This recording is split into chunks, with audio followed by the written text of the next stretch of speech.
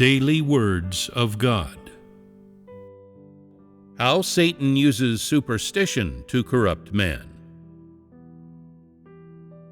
How does Satan use superstition to corrupt man? People all want to know their fate, so Satan takes advantage of their curiosity to entice them. People engage in divination, fortune-telling, and face-reading in order to learn what will happen to them in the future and what sort of road lies ahead. In the end, though, in whose hands are the fate and prospects with which people are so concerned? In God's hands. All of these things are in God's hands. In using these methods, what does Satan want people to know? Satan wants to use face reading and fortune-telling to tell people that it knows their future fortunes, and that it not only knows these things, but is also in control of them. Satan wants to take advantage of this opportunity and use these methods to control people, such that people put blind faith in it and obey its every word. For example, if you have a face reading done, if the fortune teller closes his eyes and tells you everything that has happened to you in the last few decades with perfect clarity, how would you feel inside? You would immediately feel, "He's so accurate. I've never told my past to anyone before. How did he know about it? I really admire this fortune teller." For Satan, is it not too easy to know about your past? God has led you to where you are today, and all the while Satan has been corrupting people and following you. The passage of decades of your life is nothing to Satan, and it is not difficult for Satan to know these things.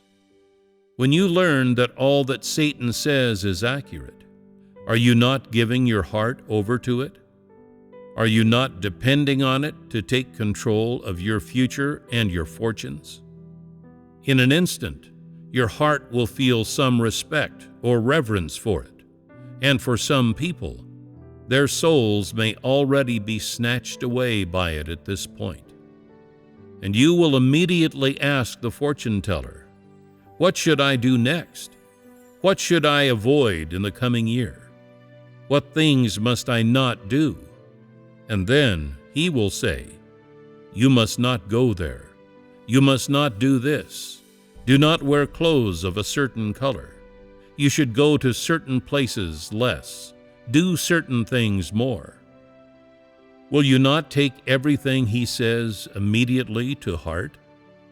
You would memorize his words faster than the words of God. Why would you memorize them so quickly? Because you would want to rely on Satan for good luck. Is this not when it seizes your heart?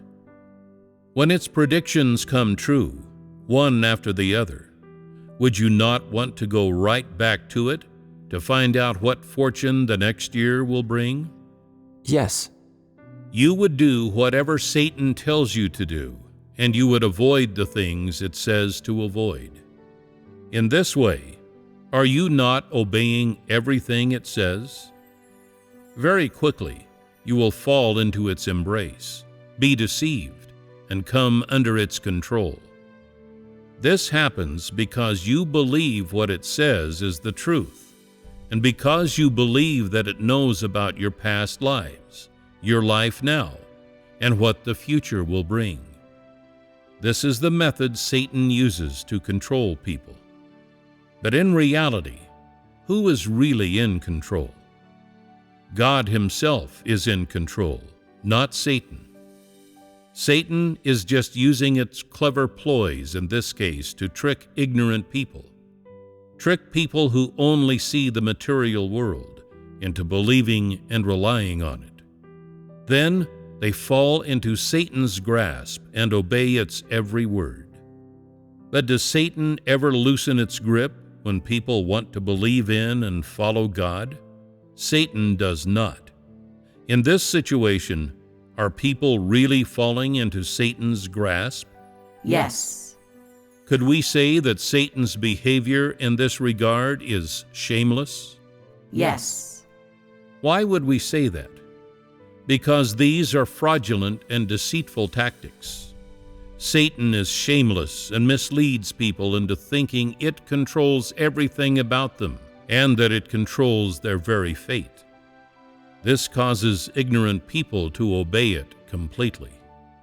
They are fooled with just a few words.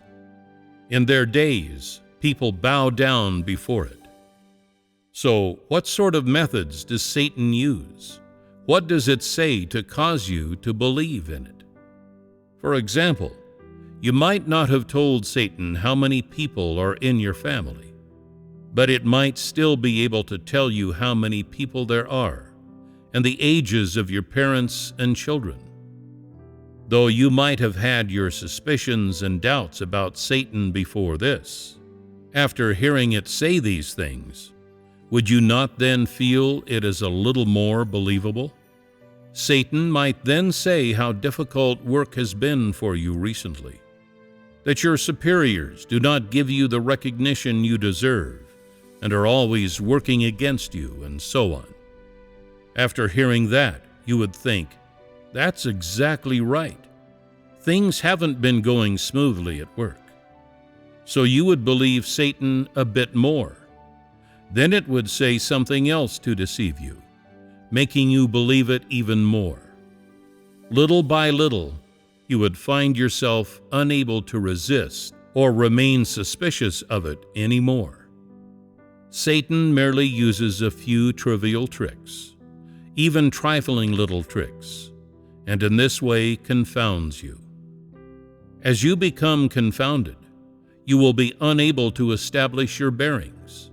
You will be at a loss as to what to do, and you will begin to follow what Satan says. This is the brilliant method Satan uses to corrupt man, which causes you to unwittingly fall into its trap and be seduced by it. Satan tells you a few things that people imagine to be good, and then it tells you what to do and what to avoid. This is how you are unwittingly tricked. Once you have fallen for it, things will get sticky for you. You will constantly be thinking about what Satan said and what it told you to do, and you will unknowingly be possessed by it. Why is this? It is because mankind lacks the truth and so is unable to stand firm and resist Satan's seduction and temptation. Faced with Satan's evil and its deceit, treachery, and malice, mankind is so ignorant, immature, and weak, is it not? Is this not one of the ways Satan corrupts man? Yes.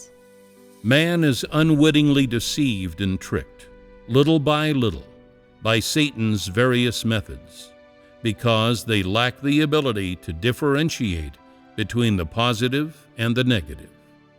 They lack this stature and the ability to triumph over Satan.